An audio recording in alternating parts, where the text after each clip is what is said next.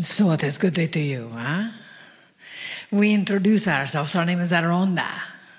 And we are all acknowledging your love, your light, your radiance, your iridescent beings of light that you are.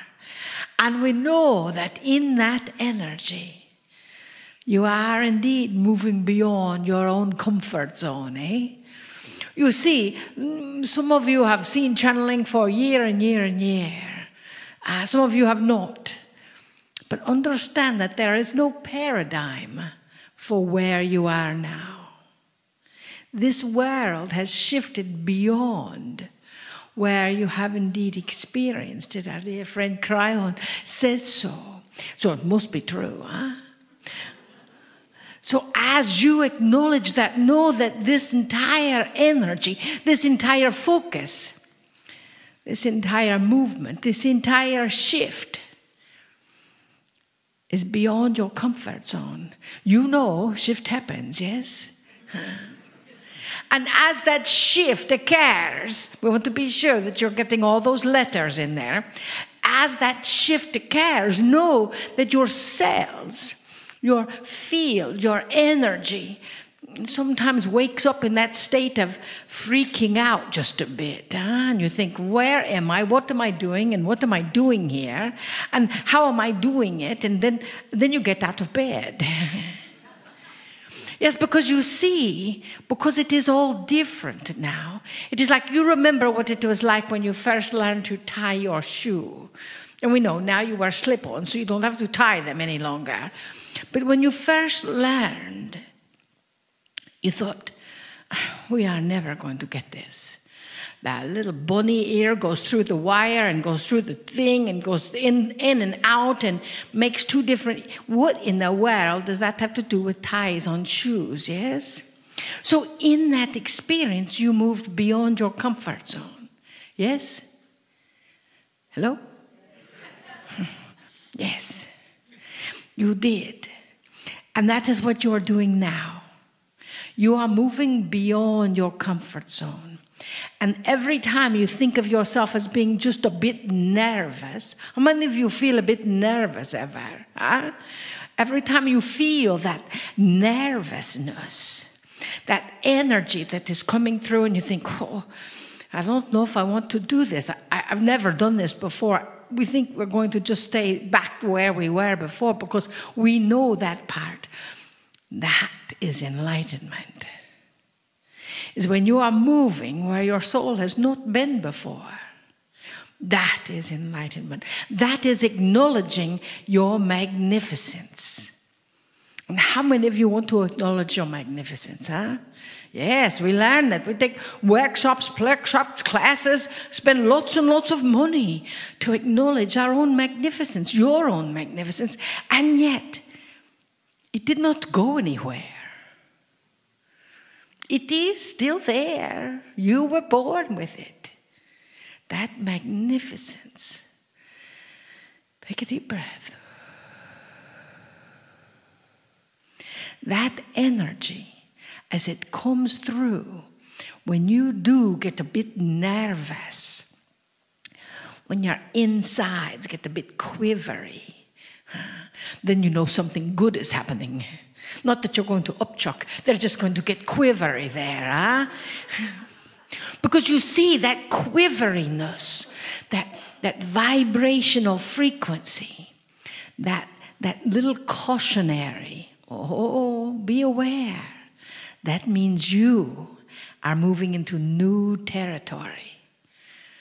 You, your soul, you are moving where maybe you have not ever been before. And that is a good thing. You get the opportunity to convince the rest of your cells that that is a good thing. You get the opportunity to tell your ego to be quiet. We love your ego. Now just ask it to be quiet. It was designed to keep you the same, which equals safe. And you are moving where nothing is the same. And it can still be safe. Because of your magnificence.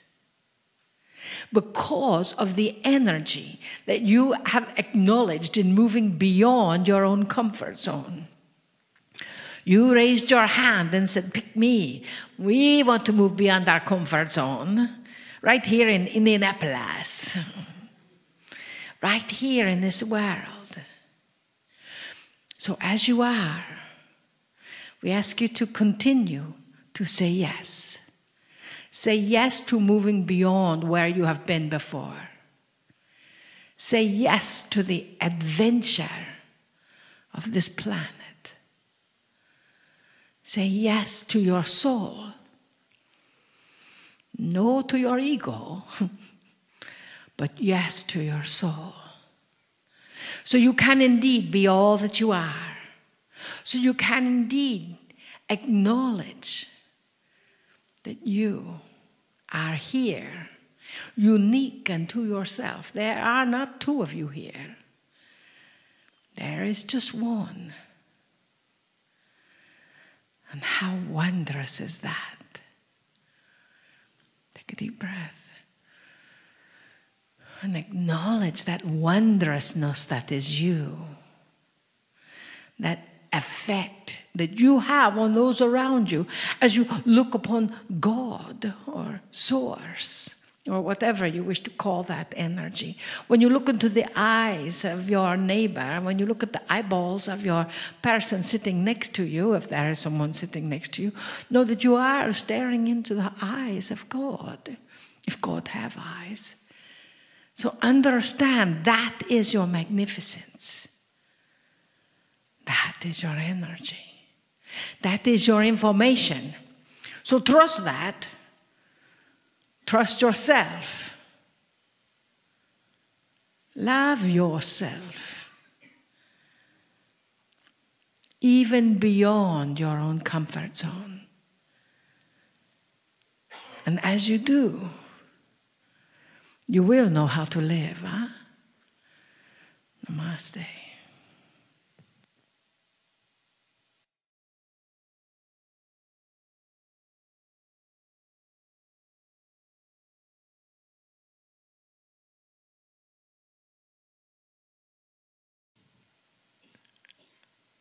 Greetings, dear ones. I'm Kryon of Magnetic Service. The channeling you have heard is half of what is going to be given, for I continue. Even before I do, there have been those who have said, well, the channeling you've just heard is from a complete and total different entity. How can you then continue it? And the answer is you don't know about channeling yet. What really is happening at this moment? Two human beings sit before you, different voices, different attitudes, with an identical message. Does that give you an idea where the information may be coming from? If it's pure, the information is going to be loving. It's going to be expanding. And it's coming from the same identical place, dear ones, as the information would come from your own higher self. And part of the issue of channeling the way that you are hearing it is the acceptance of it. Whether it becomes something academic that you listen to or write down or paste on the refrigerator later, or whether it rings true to something inside you and you put down your pencil and you say, oh, wow, I never thought of that. And in that you start to see that channeling is a cumulative, participatory thing.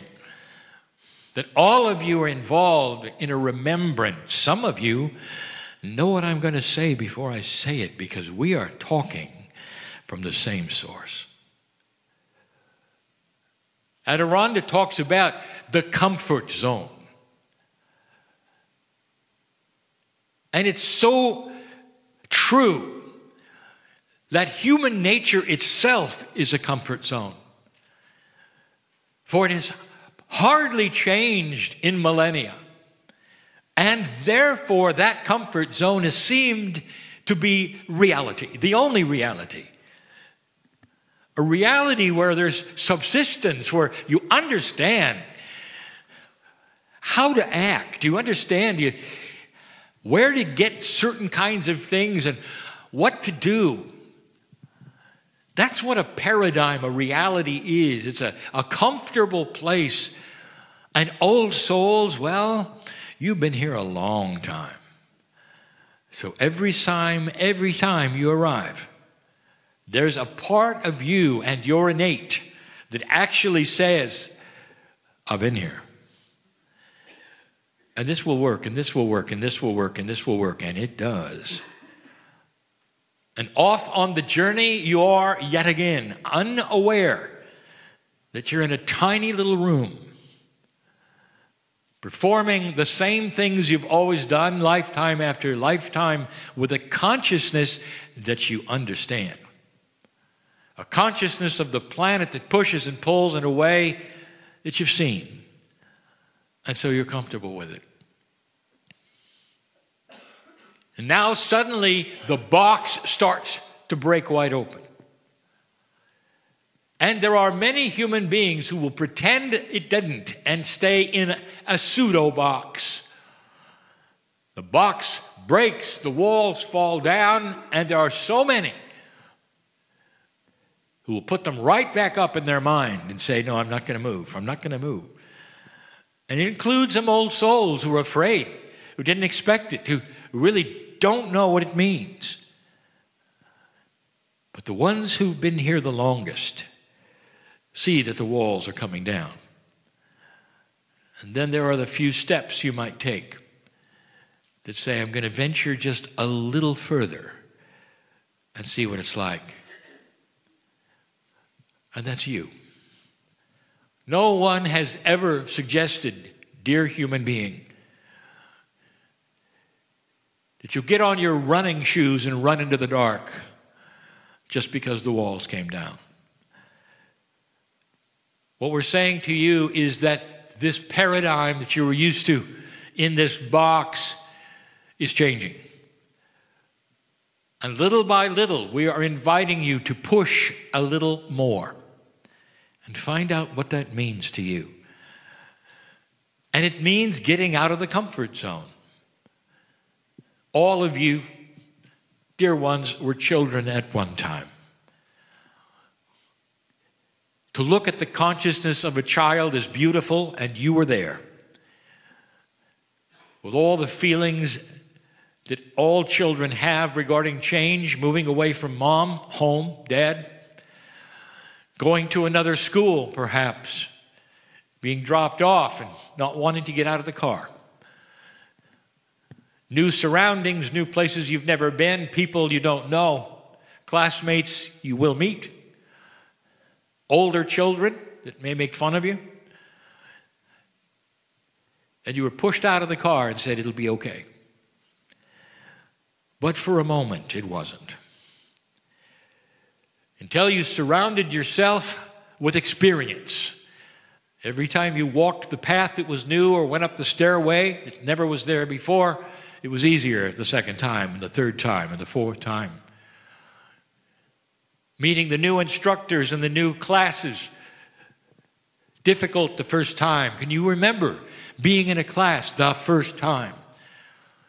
Uneasy you were, hoping you were doing the right thing. Watching some of the classmates look at you. That's what's going on right now. Instead of classmates, it's other humanity. It's starting to see you in a light they've never seen you in before. You start to take the steps, one of which is guidance by innate. In other words, you step into a dark place that is mysterious and unknown. At the same time, you hear the words, there is no one better than you on this planet to do this. For all things are known to some degree, but the biggest one is this: you're never alone. And then you start to remember what we have said over and over. There is a plan here. And if I haven't given you the ABCs of the plan, let me tell you again that the plan was yours. And when you got here in this shift, the plan would be this: that you would start to awaken and remember and move. That you would start to see that you can control a reality that used to be uncontrollable. That through synchronicity, many things will start happening to you. That others will say, wow, are you lucky?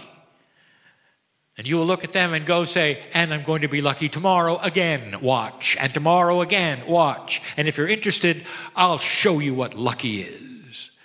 And then you introduce them to the concept that they are magnificent. You introduce another to the concept of compassion. Not a religion. Don't give them a book. One-on-one, you start showing them, looking in their eyes, as Adirondack said, and they see in you, you know what you're doing. You're a way shower. You step into the dark place and the walls come down and you say, follow me. Perhaps just like your parents did on the first day of a new school. And pretty soon it becomes second nature and you take a few more steps and then a few more steps. And eventually you have peace on earth. Light begets life. Light begets light. And what this means in what we are saying is that the life with compassion that has different consciousness indeed produces more of the same. And light is almost contagious. Have you noticed how people want to be with a friendly person or one who laughs a lot? It's almost an invitation. I want to go with you. I want to go with you instead of the person over there who's complaining every single sentence. I want somebody who's laughing a lot. I'll go with you. That's joy. And joy is part of the light we speak of. A balanced individual walking in a place that is new to others is who you want to follow. And you are the way shower of that. Doesn't matter who you are, what age you are. And I'm not talking about those who will go on to write books or go on to channel. I'm talking about those who get in their car and go home to children or work. Because that's where humanity is. You're starting to see old paradigms of darkness break apart. And you can just sit and watch and say, I want to see what the next one is, or you can pick up the hammer and do some breaking. And that'll be how humans treat one another in the workplace, or how you speak of things that others complain about, and how you would listen to that in a benevolent way that was different from what others would. Your attitude of even listening can show compassion, suggestions that would be completely different than the complaining person would ever think of. When they'd complain about the boss and expect you were going to complain about the boss, instead you say, well, the boss must be having some difficulty. Let's send them light. And that surprises them. For the answer is not a criticism. It's a compassionate suggestion of help for another. This is what the old soul is equipped for. Because you've been here and done that. And that is why you sit here listening. You have the equipment to touch the face of God. You have the equipment, knowing about the higher self of who you are, the magnificence that you've come in with. And simply by holding that light from place to place and being different compassionately, others will come and they'll follow. Someday when you'll ask, well, why are you with me? And if they'll tell you the truth, this is what they'll say. Because I see you figured it out, and I want to know what you know. And you can hug them and say, all I know is love. And it's contagious. It's so simple and so difficult to get out of that comfort zone of oldness, of knowing things work in an old way. A comfort that is a dark comfort, ready to step into the light, create a new comfort zone where everyone can see what's going on.